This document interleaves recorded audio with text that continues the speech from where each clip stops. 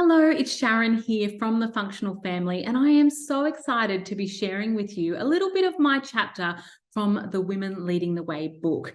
Now, this book is an incredible collaboration between some truly inspiring women, and I hope that you enjoy my chapter. I'm very nervous to share it, but before I jump in, I wanted to give you a little bit of background about me. So I am an ADHD coach, and I have the best job in the world. I get to help beautiful individuals with ADHD with their executive function struggles and things where they feel that their ADHD might be holding them back. And it is a great job. I help parents with their ADHD kids through my parenting mentoring.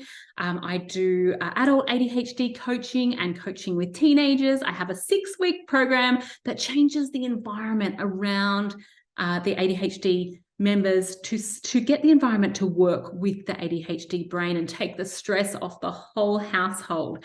And also a membership, a podcast, all of the things. And on a personal note, I am a mum to 3 beautiful little boys, all of which have ADHD, ODD. We've got some Tourette's and some sensory processing disorder in there as well.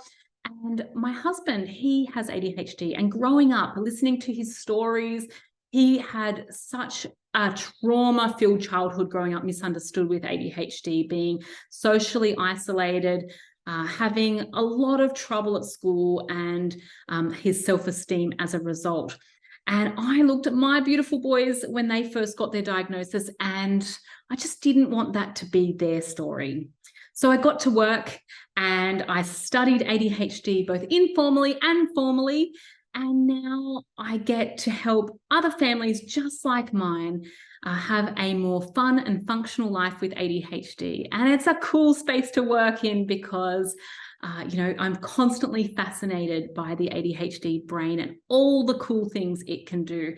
And I hope that what comes across in my chapter is through our struggles, it has actually completely changed how I've operated as a leader in my industry. And, the lessons I've learned from working with amazing people with ADHD. So here goes. Let's get started.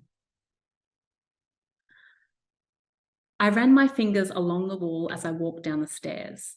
I truly love this house. It always felt special to me. It wasn't my house, although I wished it was. It was a beautiful home, a home that 13-year-old me thought was perfect, both in the country chic interiors and the family. I was the babysitter, called in for some much-needed respite on afternoons and weekends so the parents could have a well-earned break from their 2 small boys. The mother was a school teacher, and I remember thinking how lucky these boys were to have such an incredible mother.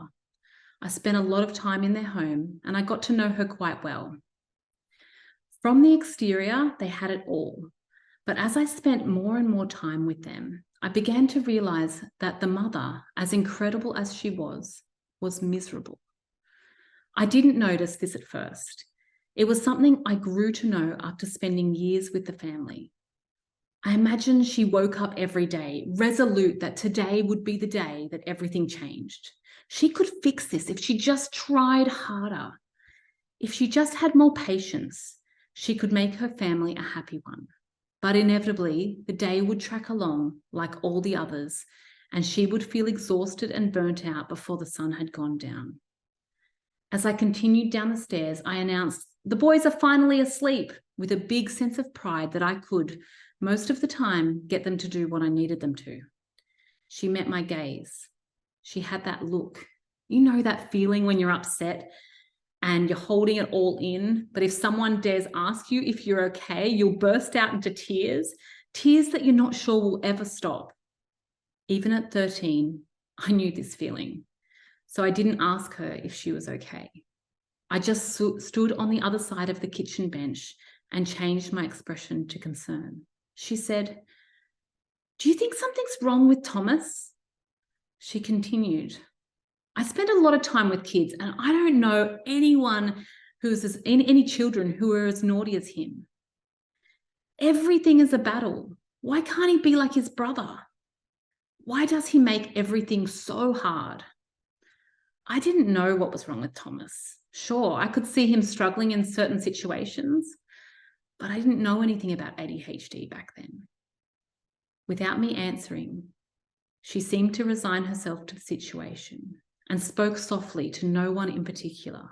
You know, I just don't think some people are meant to be happy. The silence that followed made the words stick in my brain, enough for me to vow that when I became a mother, I would try really hard to enjoy it. Life is a collection of little moments. They pass by so quickly. We can miss the significance of them as we busily race on to the next thing. Even then, I had felt deeply for the exhausted mother and her child who was struggling. I was slumped on the kitchen floor, my shoulders rolled forward with my legs out in front of me. I looked like a sad rag doll. I wasn't aware I was crying, but my eyes stung with the salt of tears. I smelt dinner burning on the stove, and heard a thump and knew the sound. The boys had put another hole in the wall. All three of my boys were gorgeous kids, but our life was chaotic. The fighting was getting out of hand. I was tired in my bones and tired in my soul. All the boys had ADHD and were challenging in different ways. Everywhere we went, I received negative feedback about them, and everywhere I turned to help, I was met with brick walls. I listened to the screams of the boys and dreamt of running away. And that's where I'm going to leave you. I hope that you love the rest of the chapter and how it leads in to our leadership journey and what I did with all that information and created a company that is pure, it's all heart. And that's why the chapter is called Leading with Heart. I hope you love it. And if you've got any people in your community that have ADHD, please let them know, number one, that they're awesome, and number two, that we are here to support them.